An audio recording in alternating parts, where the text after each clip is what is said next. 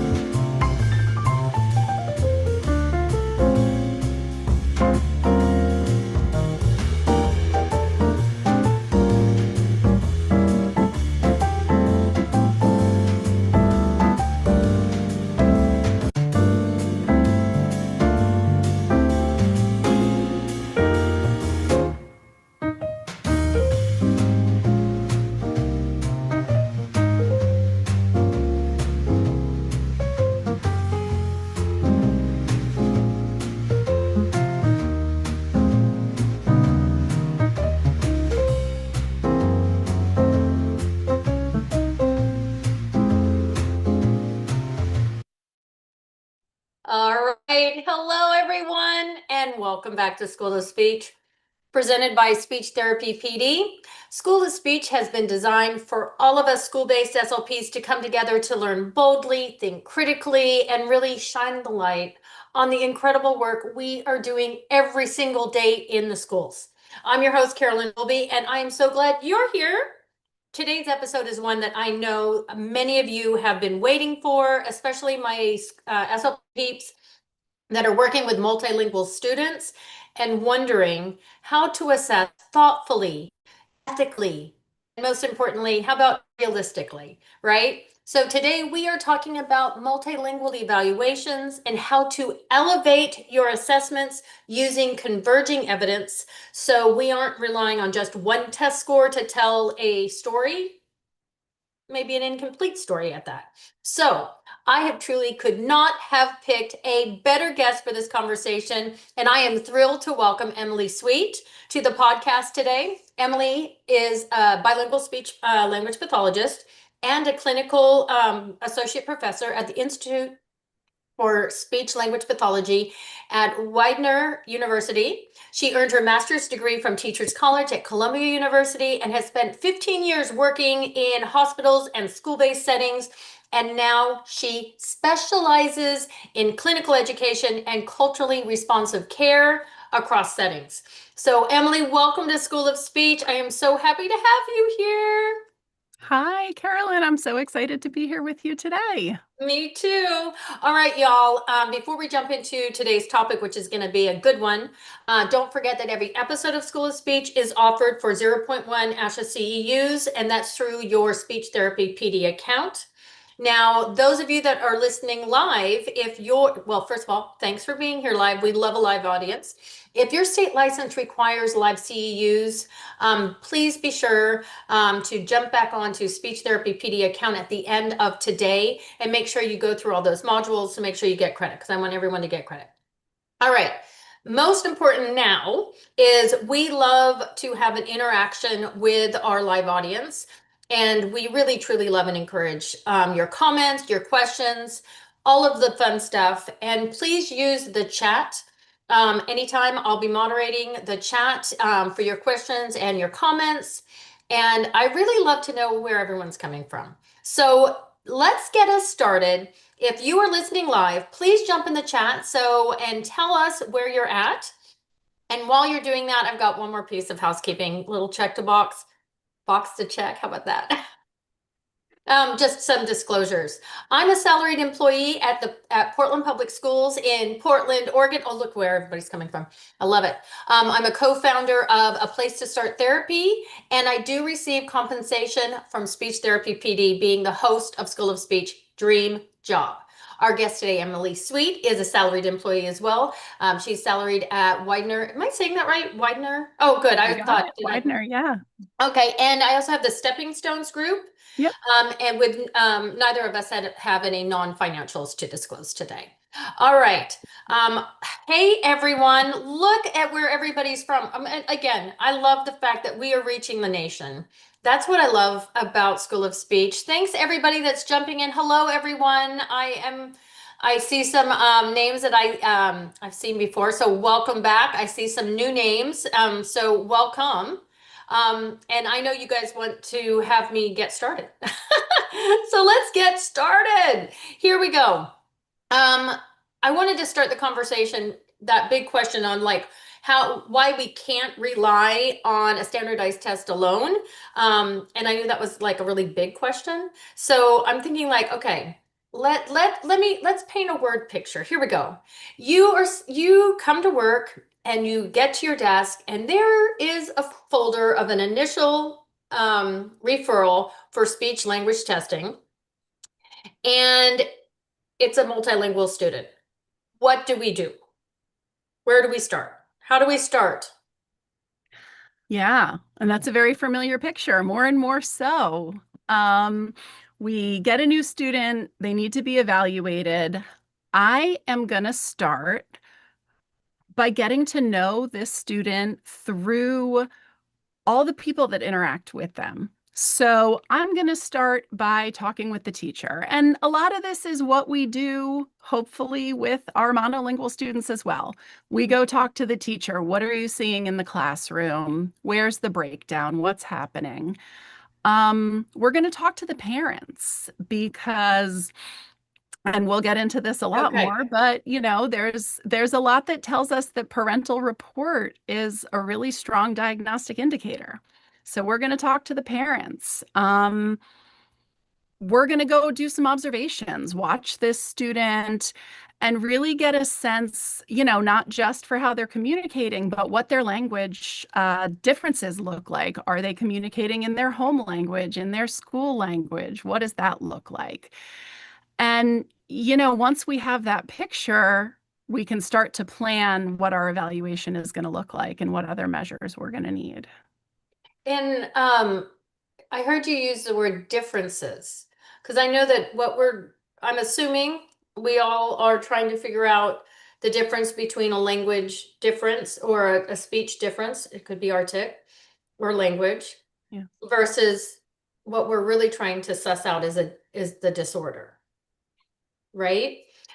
So if a lot of us are directed by our districts or by the state that we need to have formal testing done, and we have to have and to us formal testing is a standardized test. So how do we choose where to go with that? Yeah. That's one of our big questions. And I have to get on my soapbox for just 1 second because we hear that word formal testing all the time, Yeah. right? And I really want us to think about the fact that everything we do is formal. We're trained, we're SLPs, we're evaluating with all these measures we take. Mhm. And so when we think about like formal versus informal, we're sort of Yeah. setting up these standardized tests as these are the best, and informal, everything else is just informal. And really, what we're finding is that's not the case. All the testing we do is formal. Some of it is standardized, some of it is not. So that's my little soapbox there. No, I think that's really important because I tend to use the distinction between formal testing and informal testing. Mhm. And it was kind of an aha for me right now to think, wait a minute, I'm undermining everything that I do if I'm making something gold star standard versus right. Because I think if when I hear informal, I it doesn't have that clinical lens to my way of thinking, like or Yeah. a family or even teachers might think, oh, it's not clinical. Yeah.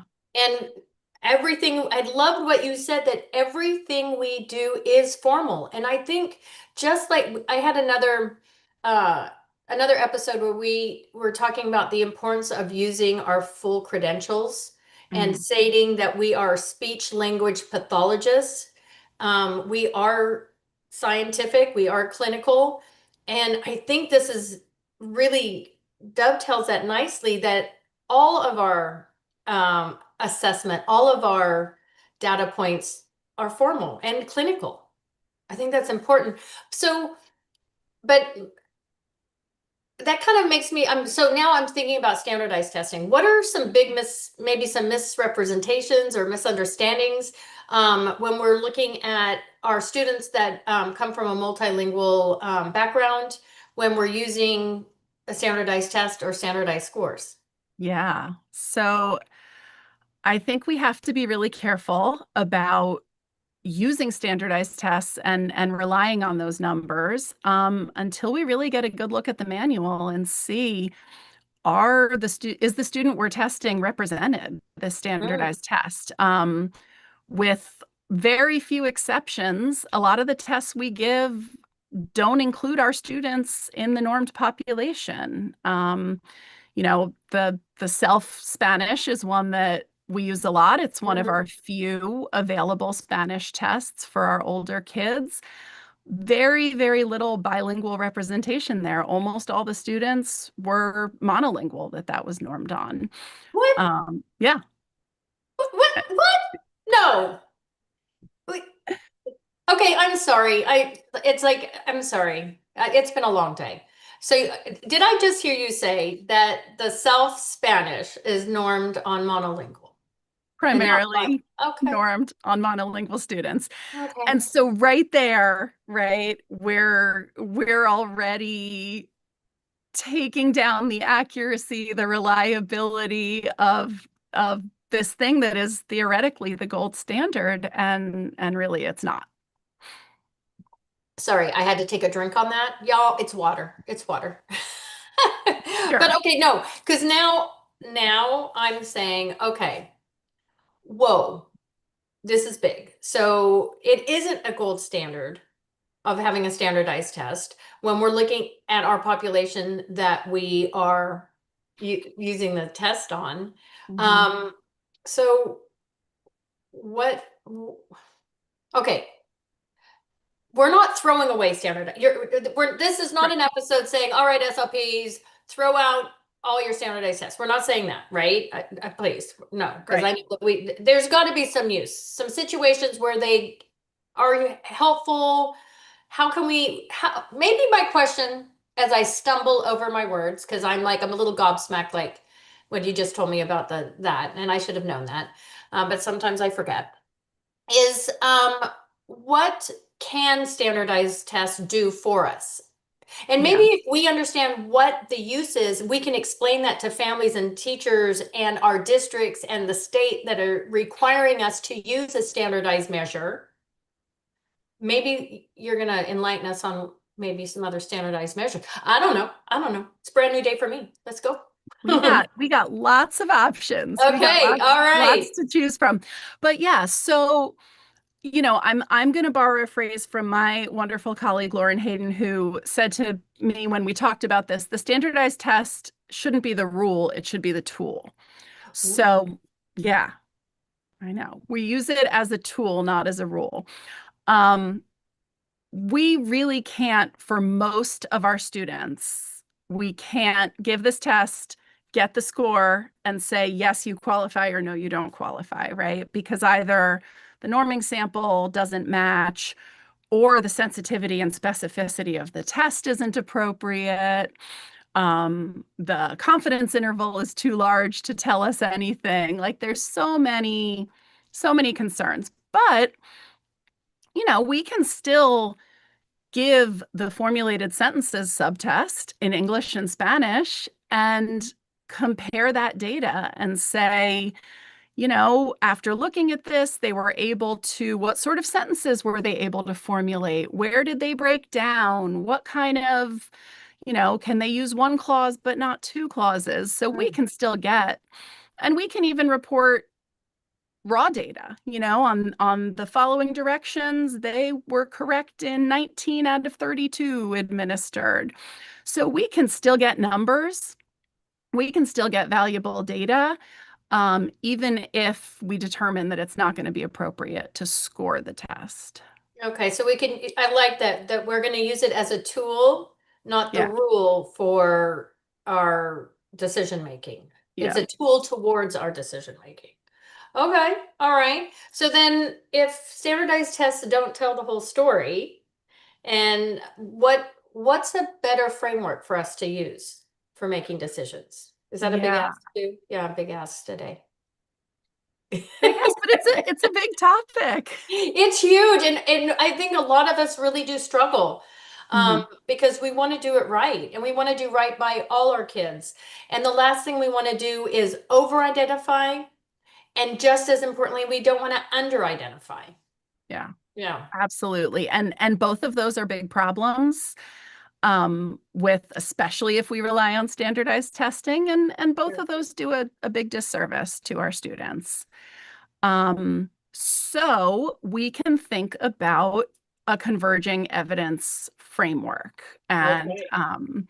I am giving so much thanks and credit to the author Castilla-Earls, Annie Castilla-Earls, and colleagues who wrote this beautiful tutorial back in 2020 that you all can access on the journal, the AJSLP, really explaining the converging evidence framework and the fact that we need to take, it's not standardized tests are up here and then we do other stuff and we kind of think about it.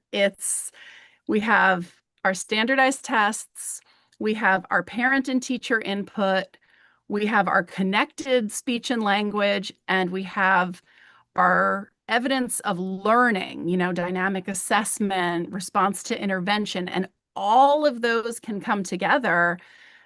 And we really can take all those as equal partners in helping us make diagnostic decisions.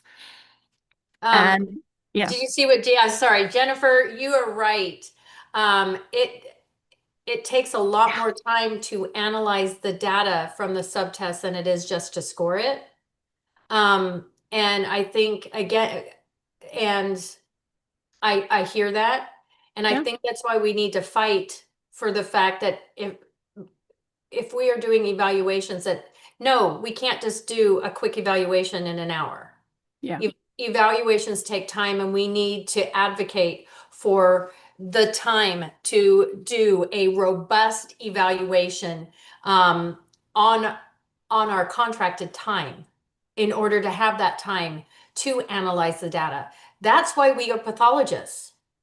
That's our training. We are to analyze. Yeah. And we need to just, and I think, sorry, I'm getting on a soapbox because I want to do it. advocate for that we need to be paid for our time and our Yeah. expertise. We're not speech teachers, we're pathologists, and we are being asked to give a clinical decision that can change the trajectory of a student's education career.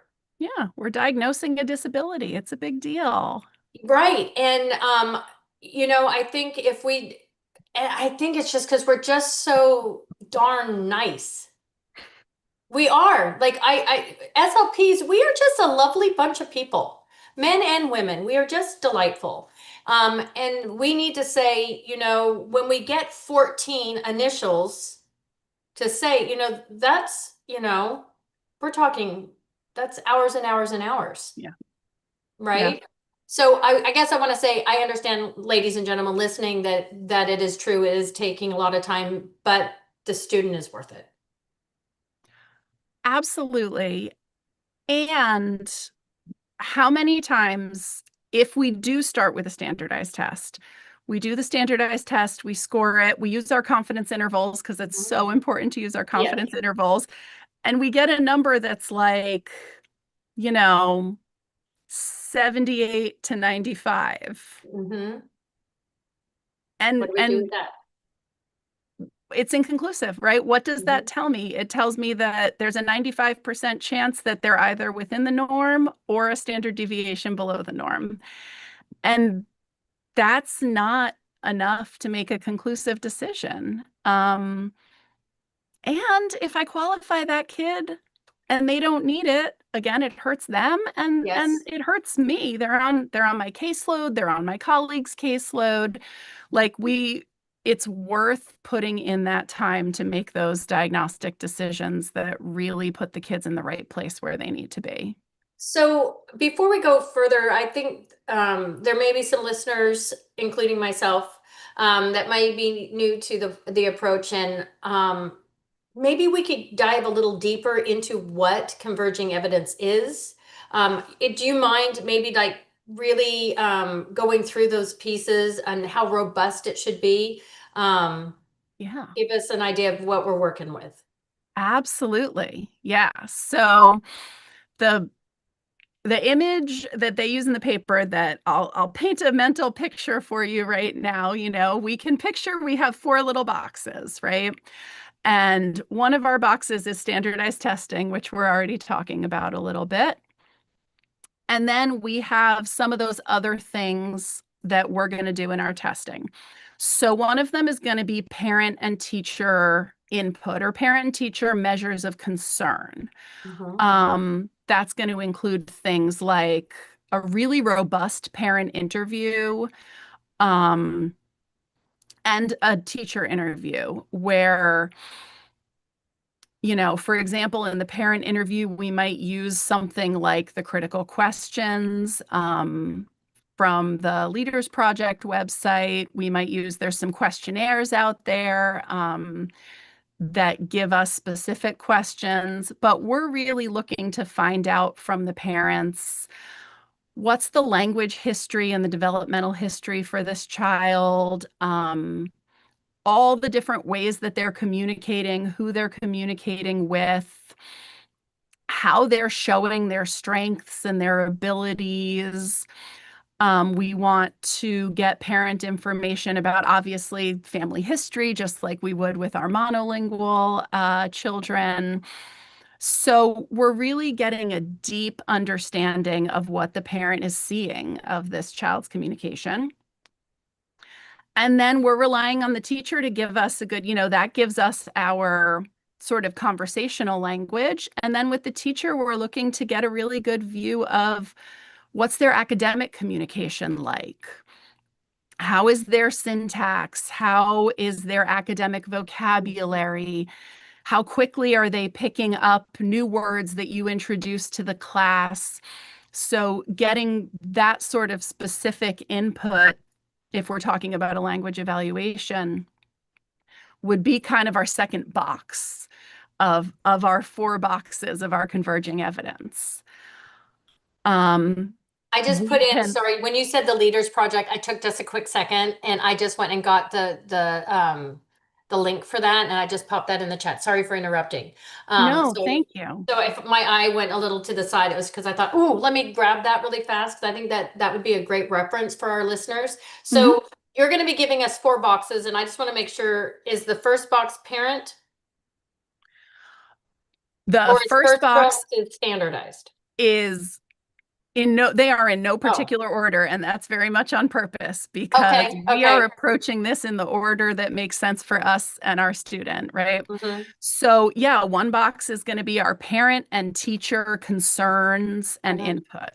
I love the way you said measures of concern. Sometimes just the way we say it Mhm. adds an impact.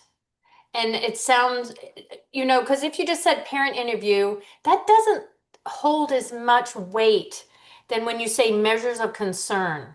I think it really does. Semantics matters when I know that we often want, I know we often want to speak in easy to understand language, but I think sometimes, like, especially for an initial evaluation, setting the stage for what this really is, using really solid terms of what this actually is. It's not just an interview, it is a measure of your concern. Sorry, Yeah, I I'm know, just I love jumping into that. this. Yeah. And I think that comes back to our theme of like, give ourselves credit, right? Don't sell Yes. ourselves short. Yeah, we're not Um, just, it's, you know what? We're not just doing a quick little test to get them into speech, ladies and gentlemen. And I think when teachers or admin to say, oh, let's just do a quick speech evaluation, and we say, speech evaluations aren't quick. yeah. Do you think if you went to an evaluation, excuse me, if you went to either your diagnostician, if you're in Texas, where I came from, or your psychologist, Mhm. LSSP, that you say, hey, can you do a quick achievement, intelligence, or, IQ and achievement Right. test? Could you just do that right quick? And they're going to say, no, no. Okay, sorry. Again, No, lots of right there with repetition. you. Yeah, so we've got those parent and teacher input and concerns. We've got the standardized tests. We're not throwing the whole box of tests out the window. Right, right. Um, Because we're going to use them as a tool, right. not a rule. Bingo.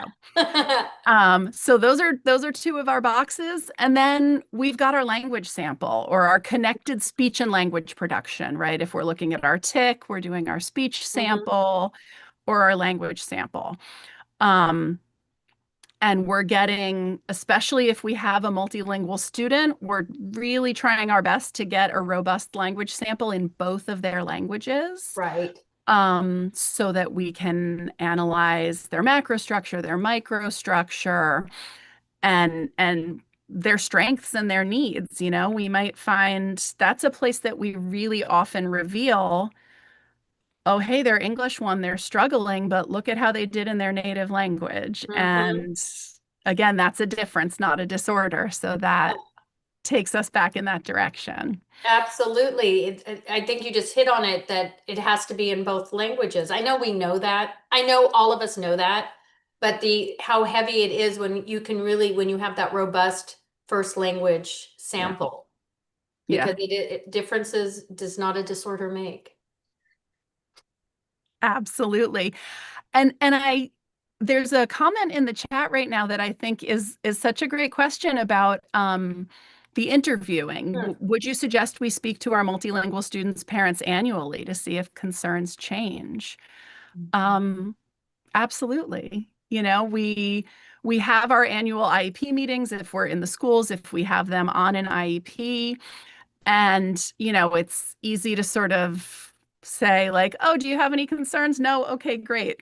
But to Mhm. really do that, again, robust parent interview each year when we do those IEP meetings or whenever it makes sense for your schedule Mhm. to keep seeing not just if their concerns are changing, but like what kind of growth they're seeing, hopefully, what kind of changes they're seeing at home and improvements.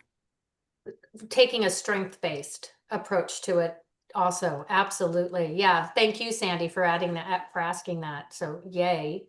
Yeah. Yeah, so again, I think it's you're really bringing this together to because really what we are trying to distinguish, plain and simple, well, it's not plain and simple, is the difference, language difference versus a disorder.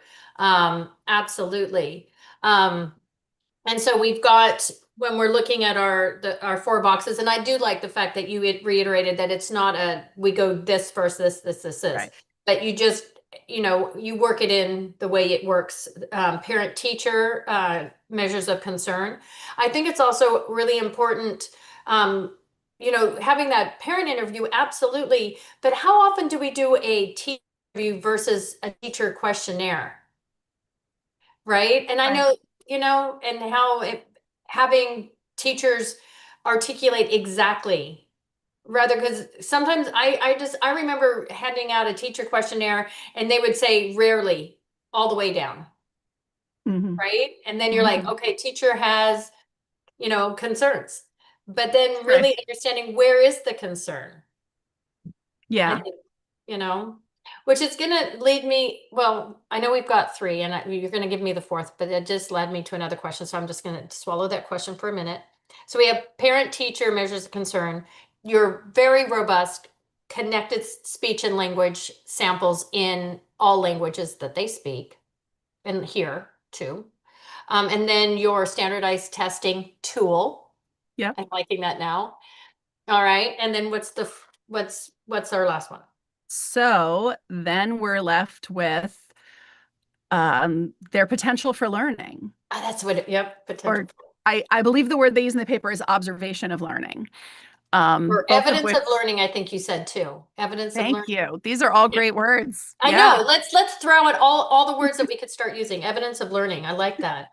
Yeah. You said it. I'm not taking credit. You said it. Evidence to learn or of learning. I like it. All right. All right. So then this is great in theory, Miss Emily. Right? Like all of this is wonderful, but let's what we're all here. We're tired. We're tired. Yep. SLPs, we are Yep. tired. We have limited time. We have full caseloads.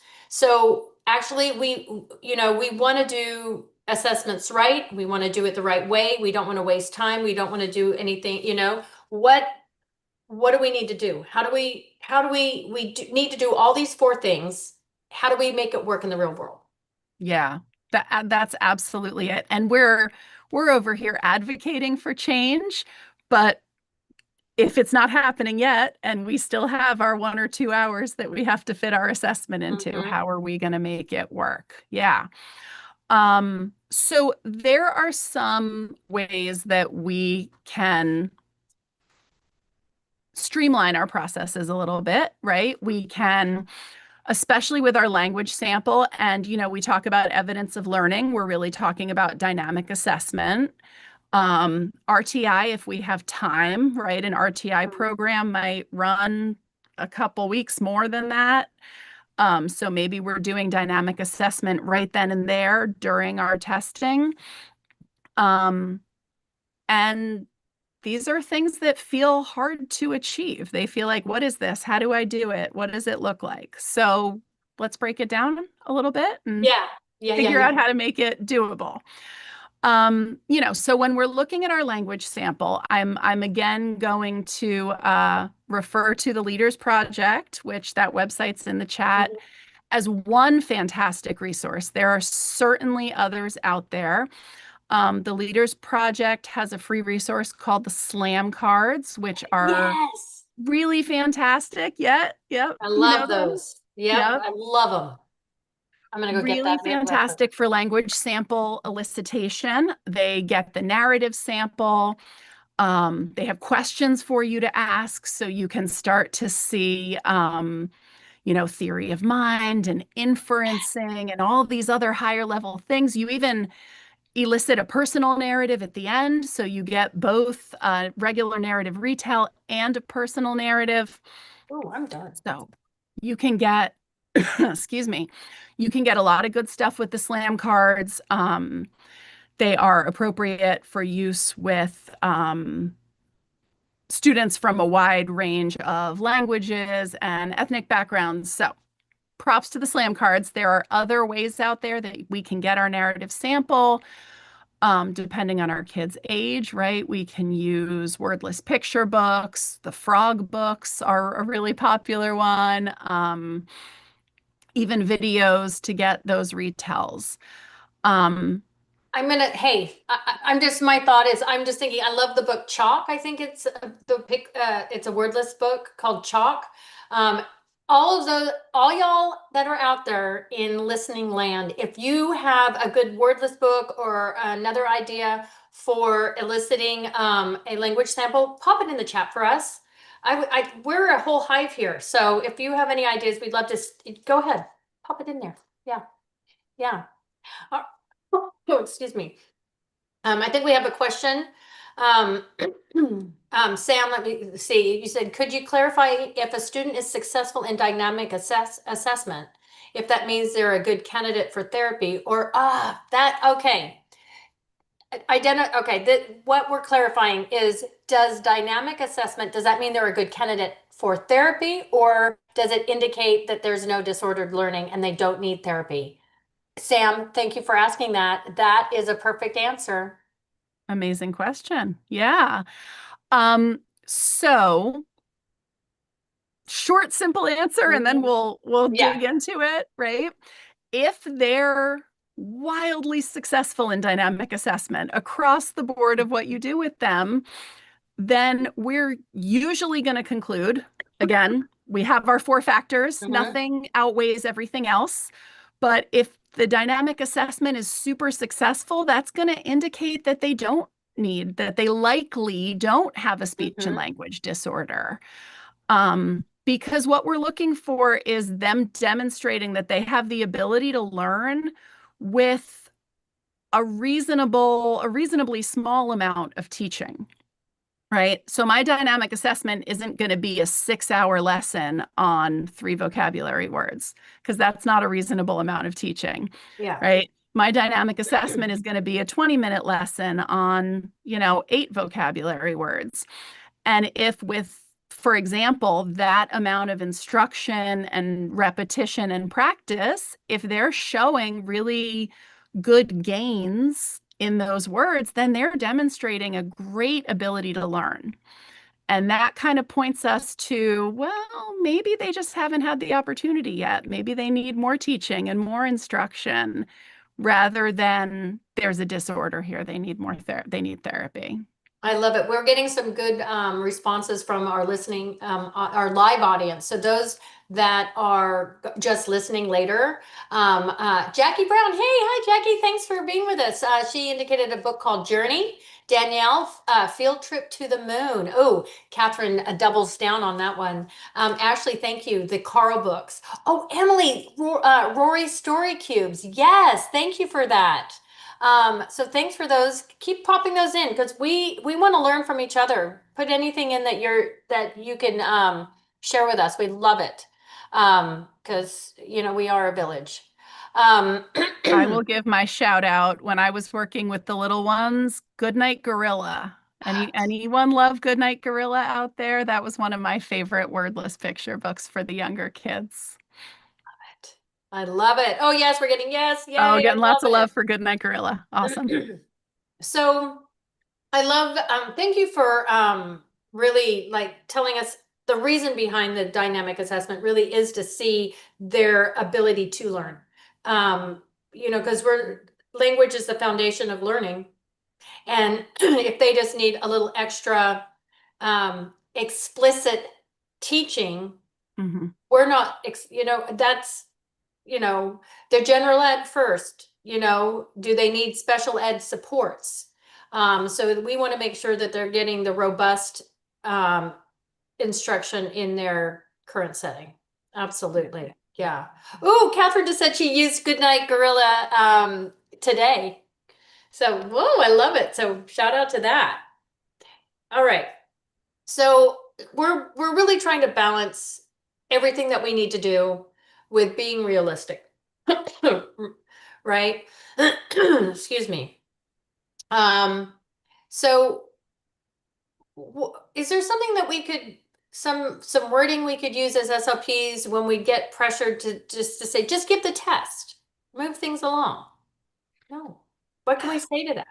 Yeah, well, so if we're in one of those situations where they say we need a number, right? Just give them the Right. test and give us a number. I think partly we can come back to the law. The IDEA does not require us to use standardized scores. We need to use appropriate measures. Mm-hmm. And again, I think if we shift our concept of what's formal and what's not formal, and, you know, everything can everything that we mindfully sit down and do to get information can be a formal measure and we can get data from it.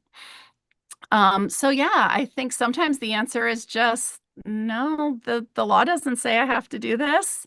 Mm-hmm. And this test, sometimes I will just have to say, like, there's no test that's appropriate for this student. I can't. The standardization rules of the test say I can't score it. It's not Mm-hmm. me, it's the test maker. They say I can't score it because Yeah. it's not appropriate. So, we really need to keep advocating for that because it Mm-hmm. does, it seems simple from someone looking in from the outside and saying, just give the test. But Right. it's, unfortunately, the test doesn't work and I can't get the information we need. So we have to do more. And you're right, Janice. Janice just said, are there states that require we report scores? Not exactly report scores, I don't think. I think we do, we've been given guidance. No, I'm going to say this another way. Some states have translated the law, not that the word isn't translate. When you take the law and you describe it in a way, I'm a loss of words right now. To Interpreted the Oh law. my God, that's what I interpret. Thank you, everybody. Oh my gosh, I don't have a language disorder, but right then it did appear like I did. You We know what I all mean? we all have word That's what I'm finding saying. sometimes. It's all Okay, good. everybody interpret. So states will sometimes interpret what the federal law from ID8 states, and then they'll come Mhm. and say, it is saying that we you need to use a standardized score. Mhm. No, Yeah, no. Yeah. absolutely. Yeah. And some districts, will have Mhm. their own specific criteria for qualifying. And even though that's not, again, supported by IDEA, they'll say, well, you have to have a score of 75 in order to qualify. And that sort of boxes us into feeling like we need these scores that we Right. have And to I keep. think when we're looking at a native monolingual American English speaker that the test has been normed on, we Mhm. can use that as a reliable diagnostic measure. But we can, I don't, we can't use, how can we standardize a score when it's not standardized on the student? I think is what we can say. But we can use the test as a tool to glean some information from, that helps us make that informed decision, right? Yeah. Yeah, absolutely. And I think what it really comes down to is if this standardized test isn't an appropriate test for this student, the standard scores don't mean anything. Wait, say that one more time. Yeah, if the test isn't appropriate for this student because they're not in the standardization sample, then the standard scores don't mean anything. We're comparing apples to oranges. They could take the test and get a standard score of 65, but the standard score means compared to your peer group and your language group and your age group. And if that's not present, then that's So not a meaningful standard score. exactly. And so we've got like Cassidy and Catherine, thank you for jumping in saying like, okay, we're shaking some foundation here when we're saying we're being like Cassidy is saying that they're being told they need to check a box that they are two standard deviations below the mean in order to qualify. But I think what we say that when we use a standardized test that we actually write in our report that this test is not standardized on the profile of the student. There's, something along that line that Yeah. this test is not normed to a student with this cultural linguistic background. Therefore, the score should be viewed with caution. And this information is used, yeah, like scores are not we're not using the score, and the information, but we're utilizing the information for strengths and weaknesses. So we're using it to glean strengths and weaknesses, but the actual score would have to be viewed with caution because it's not an accurate because it's not normal on the student, I think is what we could say to keep Yeah. us like we could still use it, but we're using it with caution or how we're using it. Yeah. Or using it to kind of drive where we want to look like, oh, we're seeing some weaknesses, so now we're going to do some dynamic assessment and really look if we're saying that the student looks like we're having some issues with um, with semantic or whatever, whatever Yeah. section we're looking at, and just doing a deeper dive into that to then prove or to support your decision either way. So I guess Yeah. the assessment actually does support either way, if you think about it that way. Absolutely. Yeah. Yeah. Yeah. Yeah. So the dynamic assessment is really gonna, you know, usually we put that later in our testing because we need to know what we're doing a dynamic assessment for, right? Yes. Yes. Am I looking at semantics or Mhm. morphology Yes. or, even speech articulation Hmm. stimulability is a dynamic assessment that most Hmm. of us probably do all the time. We check for stimulability. Um, so once we kind of know what we're looking at, we can narrow that down with our dynamic assessment and get some measures of how responsive is this child to instruction. How quickly do they learn this information? How much examiner effort is the term that we use, right? How much is Yes. the teacher going to Yes. have to do to help them get this information in their heads? Katie had a good point about, do you report a score? You don't report the standardized score, but you can report, like you said, the raw score, like how many right did they get in this area? like you said, in, formulating sentences, 19 Mhm. out of 32. Mhm. Um, and then back it up with some additional dynamic assessment that is going to, you're going to say, um, but am I correct in that we can't, we can't do the standardized score because it's not standardized on that student, but we can use raw scores. Yeah. And I Yeah, think that, if your student, you got to check the manual, right? Every right. test is That's different, true. every Yeah. student has their background.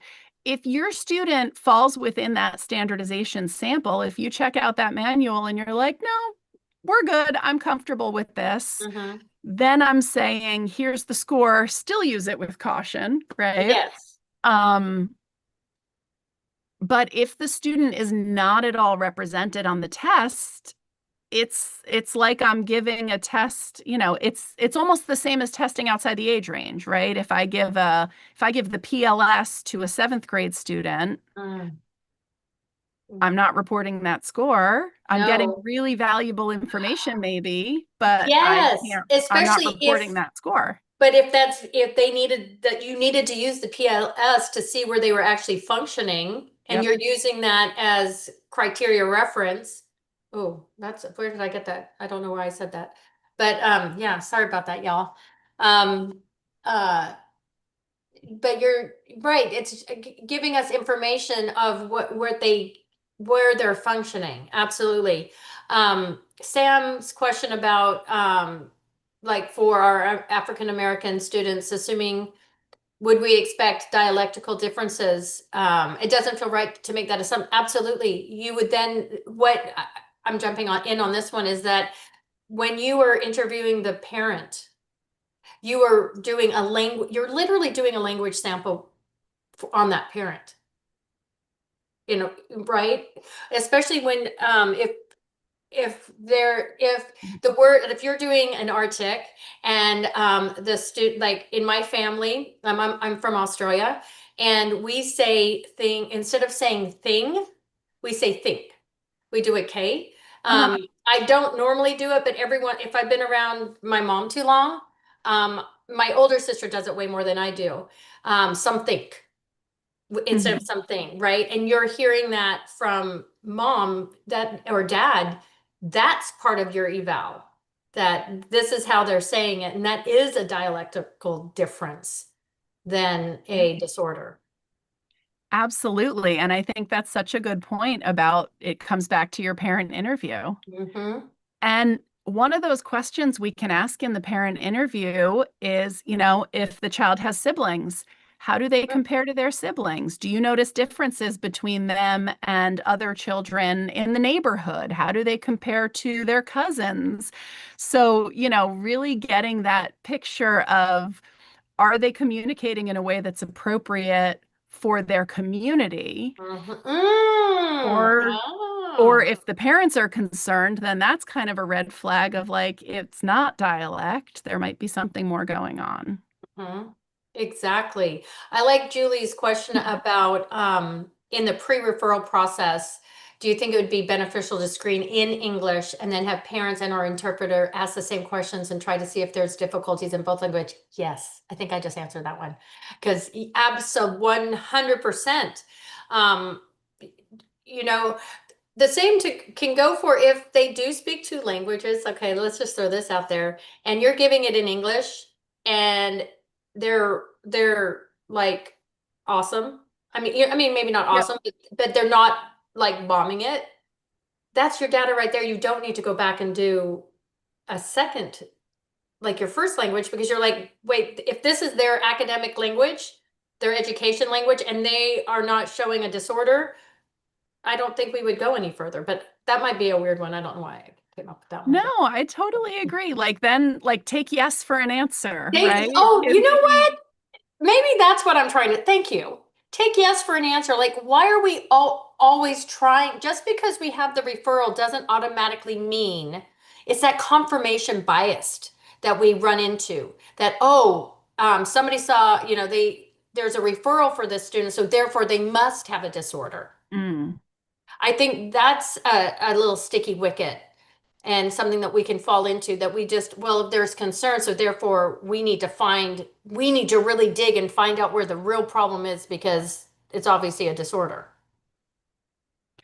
It, it comes Yeah. back to those really robust parent and teacher Uh-huh. interviews, right? What are you concerned about? Why are you concerned? What are you seeing? But Uh-huh. yeah, I think if we have a student that ideally we're testing both languages to get a full picture. If Right. we do the English and they're knocking it out of the park on the English, then we can safely conclude that they don't have a disorder.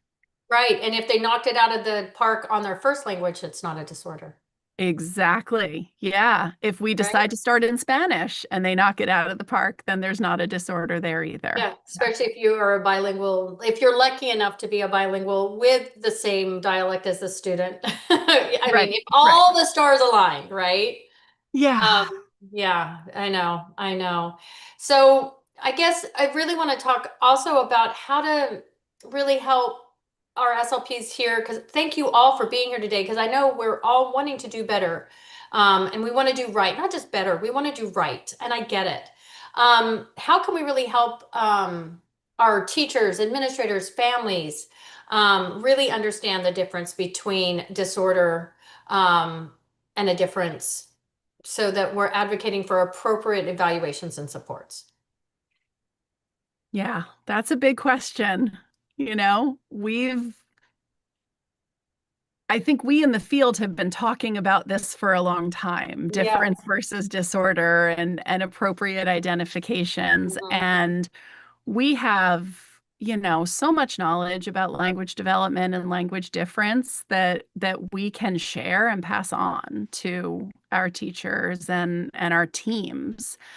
Even just the concept of if they don't have a disorder in their native language, I cannot diagnose them with a speech and language disorder is sometimes surprising information to our Mhm. teams. They'll say, but they can't speak English. They're not doing it in school.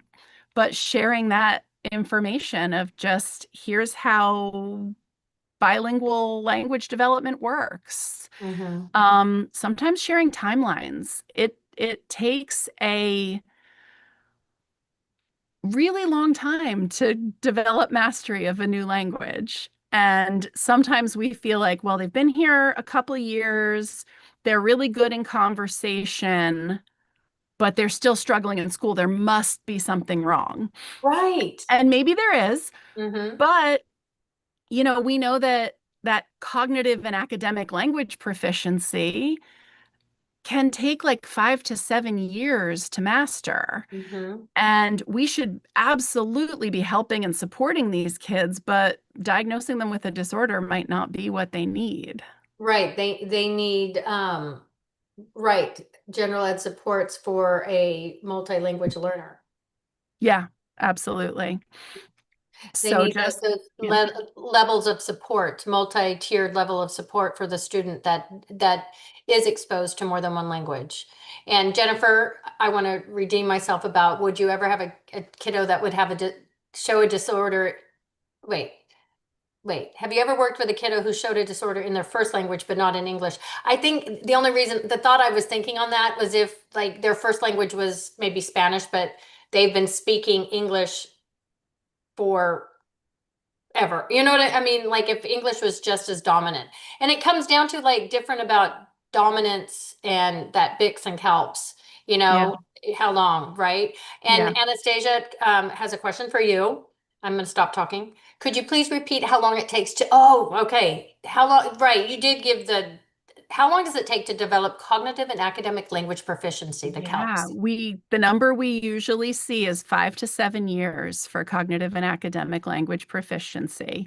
We usually look at about 2 years for the what we call BICS, the basic Mhm. interpersonal communication skills, and 5 to 7 for cognitive and academic. Think about all the vocabulary that gets thrown at you from kindergarten through fifth grade, and then you get dropped in that as a new language learner, and you have to start absorbing all that. So, yeah, Right. And looking at just vocabulary as their language proficiency is not going to be doing them justice Yeah, versus really getting the evidence of their learning. Are they able, absolutely. yeah, yeah. Gosh. Um, And I want to just very briefly come back to the question of like, have we seen a kid who has a disorder in their first language but not in English? Mm-hmm. And I think, Carolyn, you addressed that a little bit.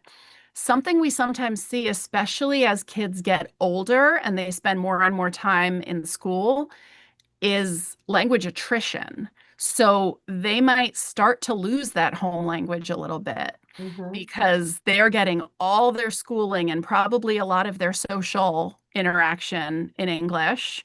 And they're coming home and they're having conversations with mom or dad, but maybe not getting all that other language input that they're getting in school. So we sometimes start to see that mismatch go in the other direction. Yeah, yeah, and I mean, I know we're kind of getting towards the end of our time, and we've just opened up some other boxes. I get it. About like what is our job, right? Yeah. And I think Janice, when you're asking how do you determine if it's a language disorder versus just not enough time with exposure to language and concepts, that's Mhm. exactly this conversation. Janice, thank you. You're bringing us right back to why we're here, and that is that we need to show that they have had enough exposure, that they have had the academic experience to be expected, and that's why we're looking at all languages that they speak and looking at it as a holistically. And so you would, in my way of thinking, that like let's say because some a multilingual speaker might have the word for interpretation in their first language, but they couldn't come to it in the second language. That's not Mhm. a disorder. They still have that they still part of their vocabulary. So you wouldn't look at like, oh, they have 50, like let's say it's a little guy, 50 vocabulary words in English, Mhm. and they have 100 different vocabulary. Well, they really do have 150 vocabulary words. Doesn't matter what language they're speaking. It's not one or the other. It's like their whole language repertoire is what we're looking at, not if it's just in one language. I guess that's, because that might be on me. And when I said it has to be in one, and has to be in both. I don't know. I can't even say that because if it's not in, oh, help me out. I need to stop. No, you're I'm tripping over my own tongue. It's beautiful. And I love the vocabulary example, right? So we're looking for that like additive bilingualism, right? That environment where both languages are coming together to make the whole. And that's where it's so important for us to look at both languages as whenever possible. And Janice, I think you answered your own question here. You say that's the point of dynamic assessment. That's one of our big tools in our toolkit, right? Is it a language disorder or have they just not had enough time to learn? Well, let's spend a little extra time teaching them and see what their capacity for learning is. And Mhm. then we can deduce that that will apply to their future learning. And I think what is the uncomfortable space that I'm in right now is that if we say, we are seeing some strengths and weaknesses, but what is overpowering right now is that the student has not had enough exposure in both either language right? Um, to determine if it is a disorder, and to say that although that we are not going to make the determination that it's a disorder now, we can relook. It's something we could look at later, Sure, right? absolutely. And that's another place where standardized tests fall short because if I'm Mhm. doing a formulated sentences and I have a kiddo who is mixing a lot of English and Spanish together because that's the point of development that they're at, well, according to the standardized test, I can't give them credit for that, right? It has to be Mhm. one or the other. So then I can use my language sample and say, Mhm. look at these beautiful sentences in both languages mixed together. and really still show evidence that they have this robust language system. Yeah. And Sandy jumped in about, some of her multilingual students say that they're really speaking English, but their parents speak Spanish and they're speaking English now. But we really want to honor home language and really honor bilingual and multilingualism. It really is a benefit. It's really just in this Western culture that we think English is the language. Like, I know it's our language of industry. Globally, it's the language of industry, but I think there's enough research out there in literature that really support multilingualism. Okay, I just needed to put my little 2 cents in on that one too. I'm a little, yeah. Yes. All right. I am wondering if uh as we're getting close to the end, I want to make sure that we hit every topic we wanted to hit. Is there anything we didn't get to? Um, Oh, Sandy, okay, Sandy came back on and said that when she's in IEP meetings, she encourages students to always respect their native language. Amen. Yeah. Yes, yes, Yep. yes, yes, 100%. I yes. put that in the recommendations at the end of all my evaluations. The parents are encouraged to communicate at home in the most comfortable language for them so that, the parents don't think they need to try to switch to English to teach their kids. We tell our students that the fact that they know two languages is like a superpower. They have this Yeah. thing that not everyone has.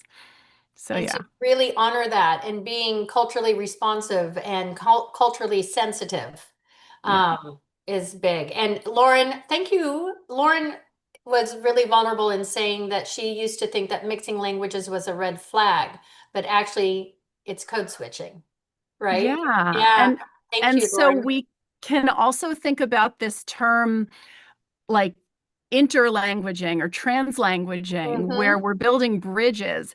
If we're now we do want our students to be like holding the rules of the language that they're using so they're not making these errors, but if they're mixing languages, that's okay. Mm-hmm. That's typical. I love it. All right.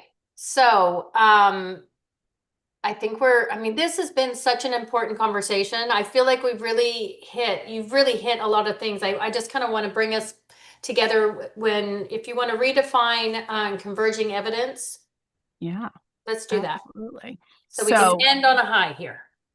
love it. I think we're told a lot to use our clinical judgment, right? Yes. And converging evidence is the way that we can quantify our clinical judgment and put it all together.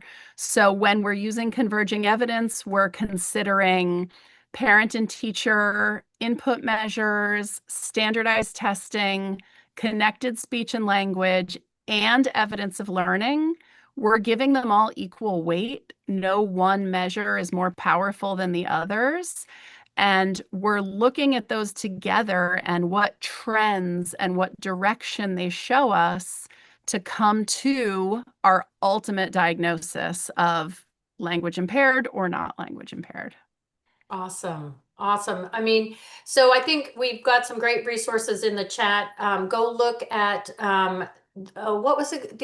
I put it in the chat. And KK, I meant to say a shout out to you earlier. You gave the link to that article. Definitely. It is such a good Yes. read. So go back and definitely, excuse me, get that article because it really does break it down.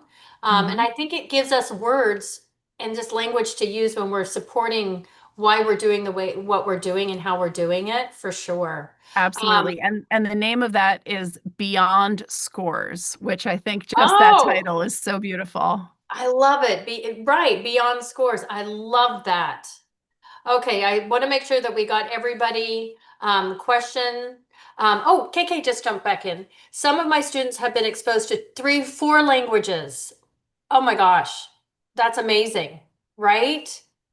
I love Yeah. that. I wish I Yeah. was. I wish I had. All right. Emily, I can't thank you enough. I have loved this conversation. Sometimes I just wish we could keep going, but they won't let me. And everybody's had a long day, and I know. And I want to just thank you personally for coming on and sharing your expertise and everything. It's just been really practical. And I love that because it wasn't just, oh, in the perfect world we're going to do that. You're like, no, this is what we have to use and this is what we need to use. And you've given us that the power to say this is how I came to that determination. I love it. I want to thank everybody that came to listen. I hope you are leaving with more confidence. Um, Going back tomorrow or the next day when you're doing a multilingual assessment, that you're really using your clinical judgment through your, oh gosh, and I just thought, converging evidence. I mean, I think if we You start got it. using these terms, it use the terms that it is. Mhm. All right. Sorry about my voice, y'all. I want to thank everyone listening, everyone being here, being present. If you love this episode, check out more fun, nerdy conversations when I'm involved on School of Speech. I got a lot of episodes and a lot of more episodes coming forward in season 4. Don't forget, if you are on our uh, listening live, leave a like, leave a review, share it with your fellow SLPs. And don't forget, if you are listening live, I want to make sure that you get credit that you, before you leave today, that you go to your Speech Therapy PD account and fill out all those modules. All right, I really can't wait to hang out with everybody again on the next episode of School of Speech. All right, bye guys. Keep awesome.